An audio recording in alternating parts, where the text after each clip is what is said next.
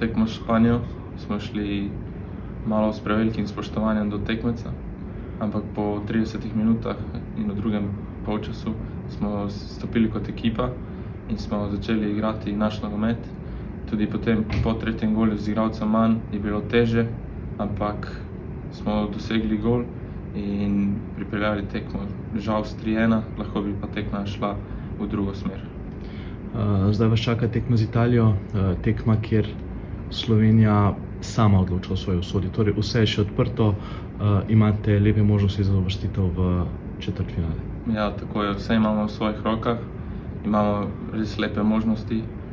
S fanti se bomo potrudili in dali 120%, da bomo premagali Italijo. In v tekmo ne bomo šli, da nam tudi poraz prinese napredovanje, ampak bomo šli na zmago, tako kot na vsake tekme. Zmagali pa bomo, če bomo kot ekipa pravi. Kaj pa pričakujete od Italijanov? Italijani bodo šli napaljeni, imeli bojo velik pritisk iz njihovih strani, zato ker Italija je velika država, pričakujejo velike stvari in da jih neka mala Slovenija izloči, bi bilo za njih to res ne bi bilo dobro. In to je dodatna motivacija za nas in mislim, da bo vse na naši strani. Španci so res pokazali, da so bili boljši nasprotni. Imajo res to svojo kvaliteto, ni bilo napak v njihovih sprejemih podajah. Mi pa iz druge strani nismo zadržali svoje žoge. Preveč smo grešili v obrambi in napadu. Sicer branili smo se v redu, ampak žal to ni bilo na koncu dovolj. No, kakorkoli že na tekmi z Italijo, ki bo torej jutri, imate vse v svojih rokah, torej Slovenija lahko z ugodnim rezultatom napreduje v četrtfinale Evropskega prvenstva, kar bi bilo konec koncev prvič.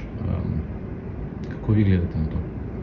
Sigurno, mi bomo dali vse od sebe, da popeljemo Slovenijo v četrtfinalu prvič v zgodovini.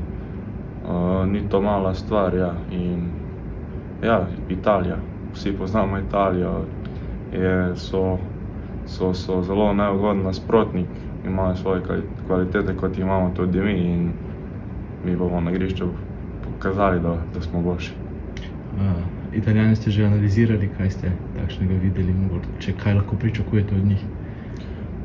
Pri njih žoga gre zelo hitro, ampak mislim, če bomo mi odigrali tako kot proti Srbiji obrambo in odgarali vsak svojih 90 minut, da imamo res lepe možnosti za zmago.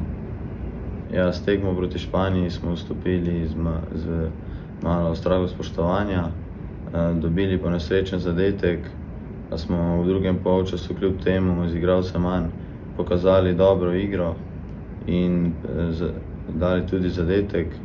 Imeli smo tudi v prvem polčasu veliko priložnosti, dve priložnosti, ki jih nismo izkoristili. To nas je na koncu kaznovalo z negativnim rezultatom. Zdaj Slovenija je še kako živa pred zadnjo tekmo, kar je poudaril tudi selektor Brečko po tekmi. Sami odločate o svoji usodi proti Italijanom. Kakšno tekmo pričakuješ ti? Ja, dobro smo se pripravili na njih. Bo težka tekma, Italijani se bojo borili, da osvojijo kakšno točko. Lahko pridejo tudi naprej, ampak mi smo dobro pripravljeni in mislim, da jih bomo zmagali in se na koncu veselili napredovanja iz skupine. Super.